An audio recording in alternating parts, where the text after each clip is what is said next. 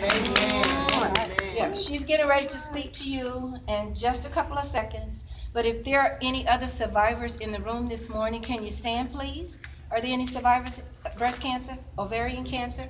We have our ovarian cancer speaker coming up next. But that's, yes, ma'am. Just cancer, kidney. Kidney Okay. cancer, any cancer. The theme of our program today is hope, fight, and pray for a cure for any kind of cancer or healthcare issues that you guys are going through. Our scripture today was Romans 12:12. It says, "Be joyful in hope, patient in affliction, and faithful in prayer." Short and sweet. Romans 12:12. Amen. But I want to say this also. Michelle said this also. Whatever your story is, or whomever's lives you're put into to either help them through something, or if you're going through it, share your story. That's your testimony.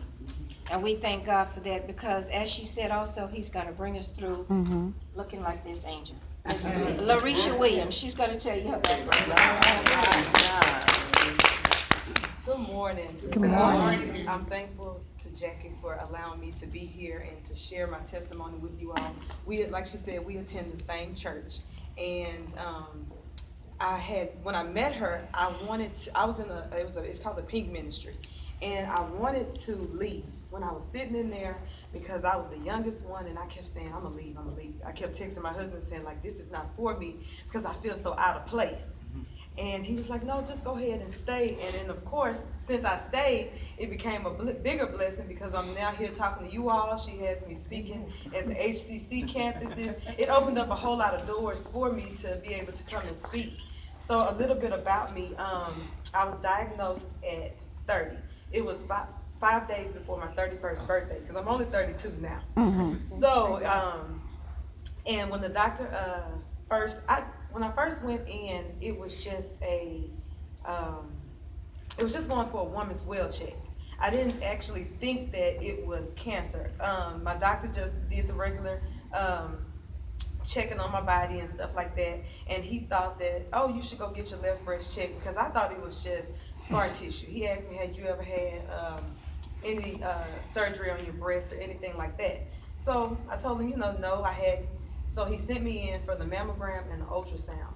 And it was so memorable because I was headed back home to go and see my grandmother because she had just found a spot on her lungs, and she was 83 years old, and she was just full of life and energy. And so I had spoke with her, and she said, well, come on down here and let me know what's going on. They're not going, they're not going to find anything. And then right before I'm walking out the door, my doctor called and said, well, I need you to come in on Monday. Monday was my birthday. So I'm like, okay. Well, I'm thinking I'm just coming in just to talk to her. And that's when she told me that it was a tumor and it was growing fast. And so she said that I needed to come in so she could, so we could talk about getting it removed. And she was like, so happy birthday. I was like, no. I couldn't think of that one. So the first thing I did was just pray. I just started praying, and from then on, I never ever thought that I never had imagined that I was going to die. It never crossed my mind. Other people just didn't have that same faith that I had because everybody thought the worst. My entire family thought the worst.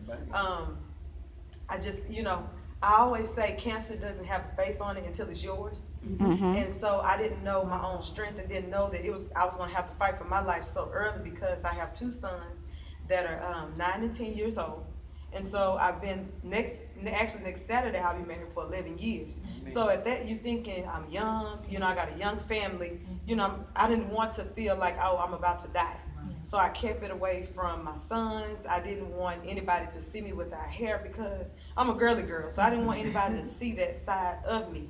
But after I went in and I got tested, after everything came back positive, with the breast cancer, they tested me to make sure to see if it was genetic, and I'm the first one in my family and the youngest, so it's not on either side of my family.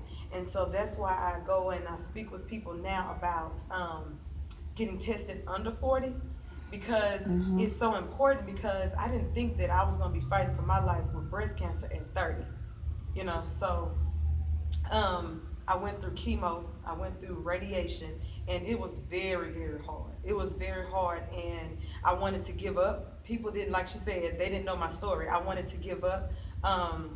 About that third round of chemo, I sat on the side of the bed and just tears falling, and I told my husband, I was like, I'm gonna call the doctor. I said, you can call the doctor and tell them I'm not doing this anymore. I said, because I see, when you're going through, you see why people decide that they want to give up, because it is so hard and it's so harsh on the body. And I had friends saying, no, just keep going, but they didn't understand, like, it's hard. The chemo was just horrible on my body, and of course, losing my hair, and people don't know the other side of it, and that's why I share information, because my fingernails fell off, my toenails fell off, I lost taste buds the entire time that I was going through chemo, and that's the other side that people don't hear about. They don't hear about the harshness that it has on the body. But with now, I am going around speaking to other young women, and majority of the time, I want to share this with you all. I went to another organization, and I wanted to open up and come to them about women who are younger, and they told me no. Wow. And they shut me out. They said, no, Wow. we don't want you to be, we don't want you to be here, because they said, I'm going to scare the younger women. I'm like, you either be scared or you be dead. One or the other. Like, and I couldn't believe that they shut me out. But when I started running into other people, I just realized that it's a blessing to be here, because I can share with other people. And if they miss that information, hopefully they don't. But if they miss that information, I pray that God puts somebody else around them in order for them to get, to get that information, so they don't have to deal with that. And so, as Jackie told you all, that I have an organization. It's called Kiss a Survivor, and I go around speaking to. I want to speak to everybody, but my main audience is women that are under 40. And I've been trying to raise money, inspire, uplift other women to go and get mammograms with the money that I raise in donations.